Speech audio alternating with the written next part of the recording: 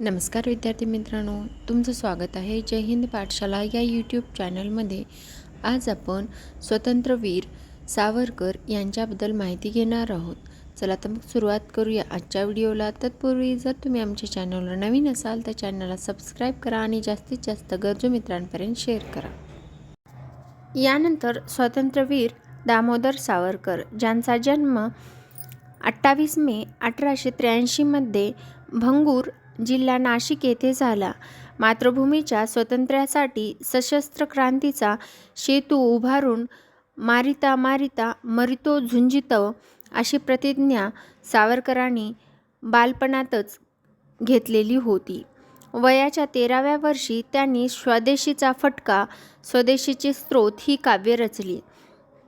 स्वतंत्रवीर सावरकर यांचं कार्य पाहत असताना आपल्याला पागे व म्हसकर यांच्या साथीने राष्ट्रभक्त समूह ही संघटना पहिले स्थापन केली आणि 1 जानेवारी 1900 भंगूर येथे मित्रमेळा या संघटनेची स्थापना केली. मित्रमेळा ही राष्ट्रभक्त समूहाची शाखा होती आणि त्याच शाखेचे रूपांतर मे 1904 अभिनव भारत या संघटनेत झाले. अभिनव भारत या संघटनेचं नाशिकमध्ये मुख्यालय होतं आणि ती संघटना जोसेफ मॅगनी यांच्या यंग इंडिया या संघटनेच्या आधारित होती. श्यामजी कृष्ण वर्मा यांनी इंग्लंडमध्ये सुरू केलेल्या छत्रपती शिवाजी स्कॉलरशिपची मदत घेऊन जून 1906 सावरकर कायद्याच्या अभ्यासासाठी लंडनला गेले. तेथे क्रांतिकारकांना प्रेरणा देण्यासाठी सावरकरांनी इटलीच्या जोसेफ मॅगनी यांचे चरित्र तसेच 1857चे स्वातंत्र्य संग्राम हे ग्रंथ लिहिले. लंडनहून त्यांनी अभिनव भारत संघटनेच्या सदस्यांना क्रांतिकारी वाङ्मय आणि पिस्तुली पाठवली. अभिनव भारताच्या क्रांतिकारकांचा सुगावा लागताच ब्रिटिशांनी 1909 सावरकरांचे ज्येष्ठ बंधू गणेश उर्फ बाबाराव यांना अटक केली. नाशिकचा कलेक्टर जॅक्सन याने बाबारावांना काळ्या पाण्याची सजा सुचवली. यामुळे अनंत कान्हेरे या अभिनव भारत संघटनेच्या नेत्यांनी 21 डिसेंबर 1909 रोजी नाशिकच्या विजयानंद थिएटरमध्ये कलेक्टर जॅक्सनची हत्या केली. आता कलेक्टर जॅक्सनची हत्या अनंत कान्हेरेने केली आणि रँडची हत्या चाफेकर बंधूंनी केली. यावर जोड्या लावा म्हणून प्रश्न विचारला जातो, त्यामुळे या गोष्टी अंडरलाईन करून लक्षात ठेवायच्या. या दिवशी म्हणजेच जॅक्सनचा खून ज्या दिवशी झाला त्या दिवशी देवल नाटक कंपनीने संगीत शारदा हे नाटक चालू केलं. गणू वैद्य या पोलिसांना अभिनव भारताच्या क्रांतिकारकांना माहिती पुरवली म्हणून सजा दिली. त्यानंतर जानेवारी 1910 विदा सावरकर पॅरिसला गेले, त्यामुळे ब्रिटिशांनी त्यांना फरार घोषित केलं. विदा सावरकर पॅरिसहून लंडनला आले असता जॅक्सनच्या हत्येच्या आरोपाखाली त्यांना व्हिक्टोरिया स्टेशनवर अटक करण्यात आली. खटल्यासाठी मोरिया या बेटीतून आणताना फ्रान्सच्या समुद्रात मॅर्लिस जवळ 8 जुलै 1910 रोजी त्यांनी बोटीतून धाडशी उडी मारून पलायन अयशस्वी प्रयत्न केला.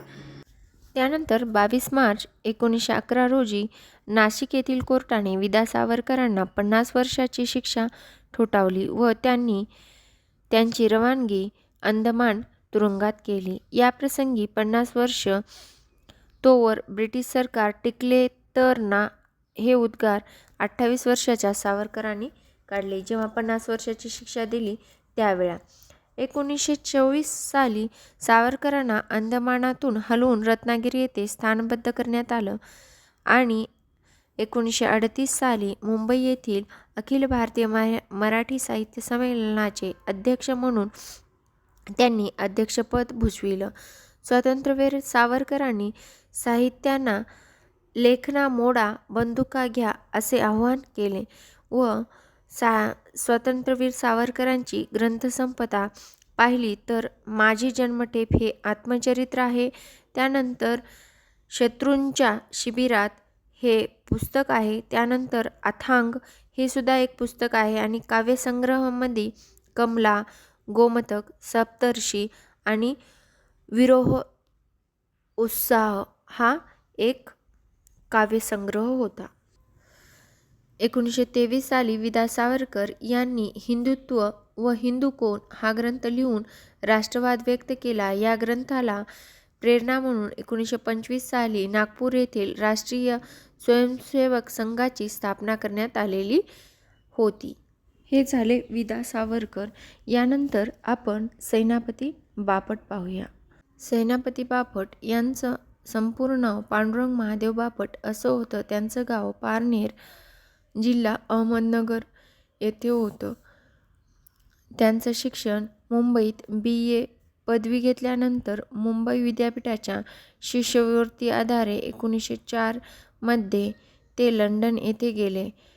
एडिबरो येथील त्यांनी मेकॅनिकल इंजिनिअरिंग कॉलेजमध्ये प्रवेश घेतला. लोकमान्य टिळकांच्या विनंतीनुसार श्यामजी कृष्ण वर्मा यांनी आपल्या इंडिया हाऊसमध्ये बापटांची सोय केली व फ्रान्समधील पॅरिस येथे जाऊन सेनापती बापट बॉम्बविद्या शिकून आले. भारतात परतल्यानंतर ब्रिटिशांनी त्यांना कैदी केले व काही दिवसांनी पुराव्याअभावी सोडून दिले. 1914 मध्ये क्रांतिमार्गाचा त्याग करून सेनापतींनी विधायक कार्यास वाहून घेतलेले होते. आज आता आपण इथेच थांबूया. भेटूया पुढील व्हिडिओमध्ये. व्हिडिओ शेवटपर्यंत पाहिल्याबद्दल धन्यवाद.